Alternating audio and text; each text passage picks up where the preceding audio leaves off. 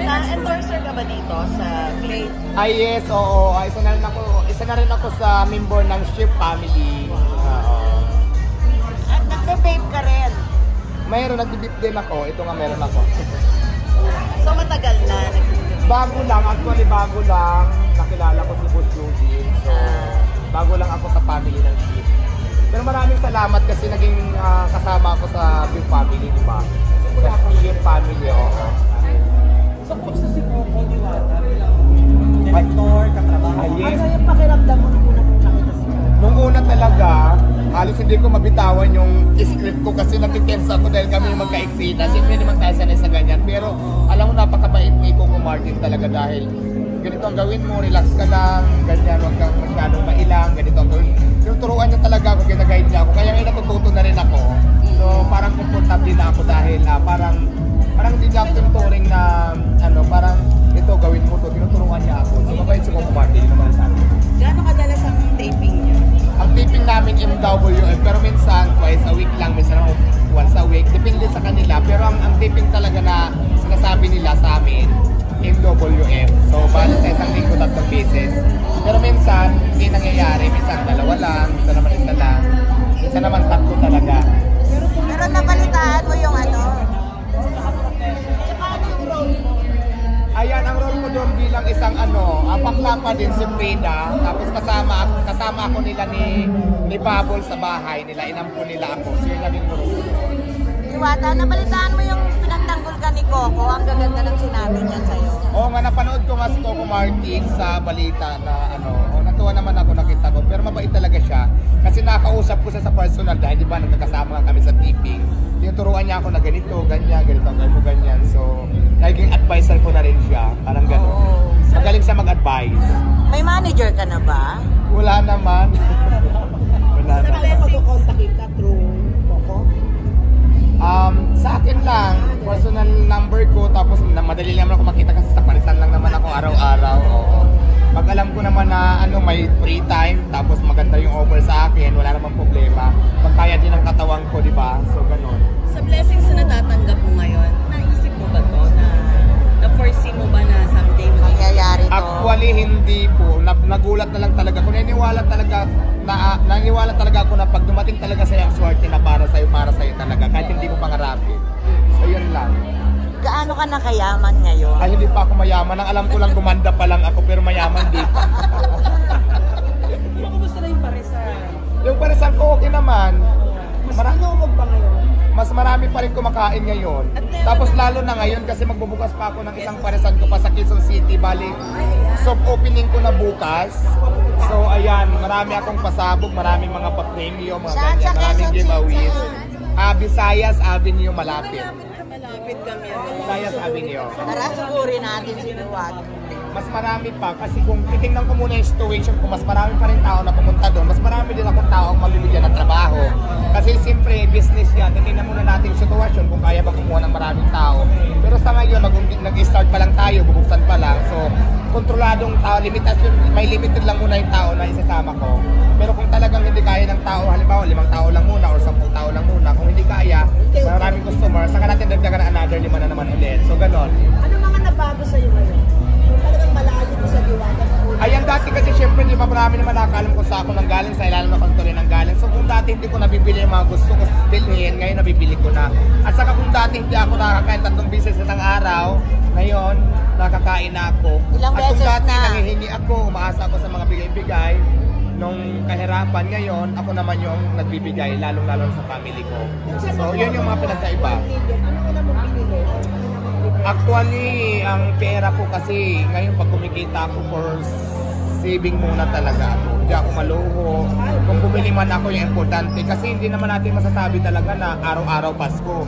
At least pag dumating man sa point na medyo humina na whatsoever mangyari pero wag naman sana, prepared na tayo. Mayroon tayong panimula ulit kasi ang hirap talaga magsimula kung wala kang pera.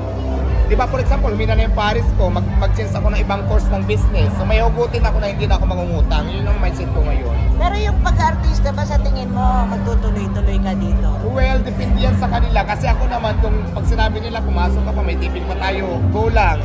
Pero pag sinabi nila na, stop na, wala ka ng tipping, okay lang din. Kasi di ba, busy rin naman tayo sa business. Pero hanggat maaari, Kung pwede pa, kasi magandang exposure din kahit kung may TV exposure ka, di ba? Oo, tama. Sikat-sikatan ang laban sa kaganda-gandahan. So yun.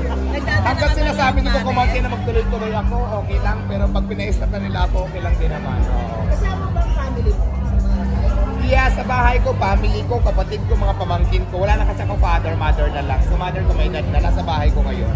Anong ano niya? Actually, ang love life ngayon, ang lalaki ko ngayon, parang ano lang, tikim-tikim lang muna. Ayoko muna ng serious relationship. Alam mo kung bakit? Kasi iniisip ko baka mamaya, pag nagjowa ako ng 2 or 3, bukas wala na akong puhunan, maubos, di ba?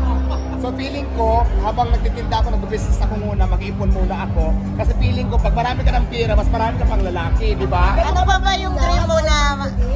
Yes, gusto, oo. Ano pa yung dream mo ba na ma-achieve? Na magawa, Alam mo, siyempre, ang pangarap naman talaga natin yung mga tao umasinso sa buhay, umaman talaga in the future, makatulong sa family, di ba? Mabili natin yung gusto natin. So, yun lang. O diba? Diwata, aside sa marami ka nabibigyan trabaho, marami din na-inspire, nagtayo ng sarili nilang parisan. Ikaw yung naging model nila sa para dyan. Anong masasabi? Sabi mo? Ayan, maraming salamat dahil maraming tao nagkaroon ng idea para magnegosyo din ng kagaya. Kung marami akong na-inspire, ibig sabihin natulungan ko sila. Go lang, laban lang. Sabi ko nga, pag nangarap kayo sa buhay, umpisahan nyo na kaagad, aksyonan nyo na kaagad, hindi yung pangarap na nakatingin ka lang sa taas. Kasi pag nangarap ka, sinamahan mo yung ng aksyon, walang imposible maabot mo yung mga pangarap natin, di ba? At huwag susuko. For example, nag-business ka, hindi naman lahat ng nag-business nagbubong agad eh. Huwag ka lang sumuko. Kung pangarap mo talaga na mag-business na makaahon ka, pag nadapa ka, bangon ulit lalong panggalingan. So kasi ganun ang ginawa ko eh. Dahil nung nag-business ako, hindi naman ganun kaagad para makilala ako at nag-boom kaagad ako. Maraming business na nagsara ako, kaya lang hindi talaga ako sumusuko. So sana ganun din kayo. Ang parisan ko kasi nag-start ako during pandemic. Ngayon lang ako nakilala last year. Ano, sarili mo talagang idea yun? Yes, sarili ko. Dati kasi, may Paris ako, may Paris. Pare-paras kami sa lugar namin. Di ba ang Paris naman talaga is cheap? Pero sabi ko, kung feeling ko sa Marcodas, ang daming parisan, kakatabi-tabi. Nag-isip ko yun ako, ano kaya ang magandang itinda, nakakaiba sa kanila. So naisip ko nga yung overload, yung lechon Paris, si Charong Bulaklak ginawa ko. Tapos lechon Kawali. Tapos pinackage ko sa ng Andy Rice, may free soft drink. So doon ako nag-boom, doon ako nakilala.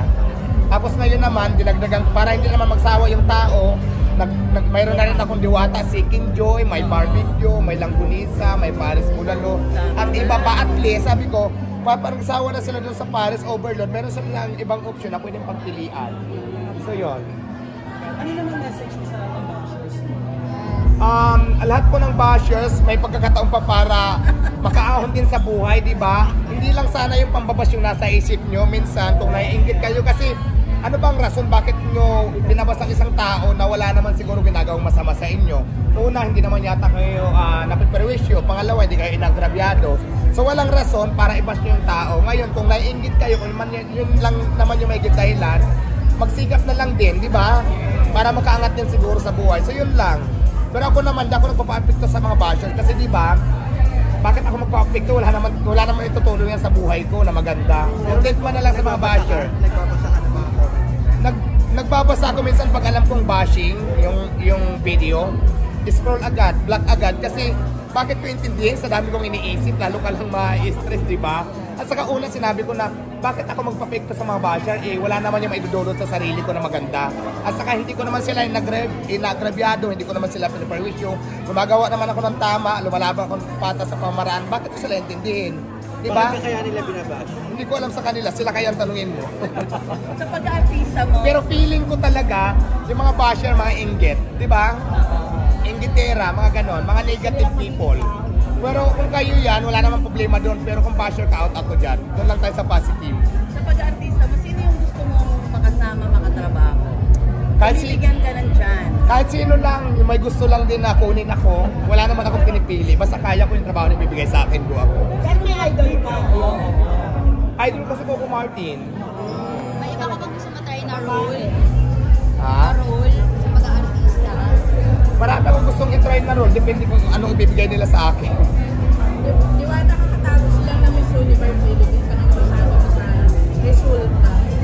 Actually, fan kasi ako ni Alexi Brook, ay ni si yung taga Iloilo, yung parang si Alexi Brook, so expected ko rin hindi siya nag-title, mga first runner-up. So, okay lang, deserve naman kasi may mga judges naman eh. Ibig sabihin, yung mga judges nakulangan sa performance niya, hindi sapat para gawin siyang winner.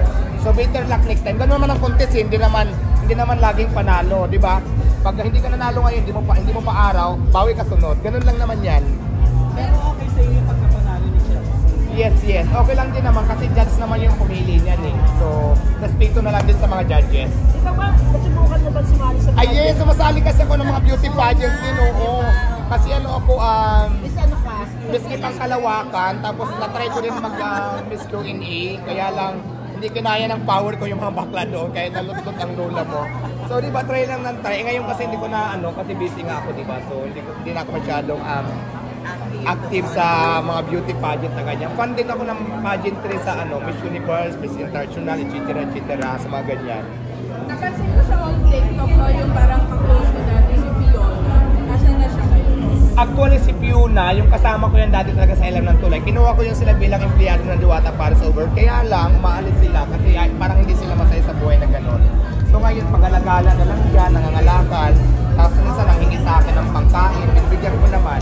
Eh, siyempre diba, ako naman, yung part ko na kailangan makatulong din ako sa taong nakasama ko, ginagawa ko naman. Kaya lang, yung mga taong gusto natin tulungan, kung ayaw yung tulungan sarili nila, yun ang gusto nila, wala lang tayong magagawa doon. Si Rosmer, niregaluhan ka ng dog, kamusta na yung dog? Ayan, nagkita kami ngayon ng dog ko kasi umuwi ako ng bahay. Yung dog kasi wala dito sa parisan ko kasi nasa bahay ko. Ngayon, umuwi ako ng bahay. So, nandun siya ngayon, masaya naman siya kasama yung mother ko sa mga pamangkin ko. Ano pala in-offer sa'yo yung character mo sa Batang Quiapo? Yan ang dami ng Yung karakter ko sa Batang Quiapo,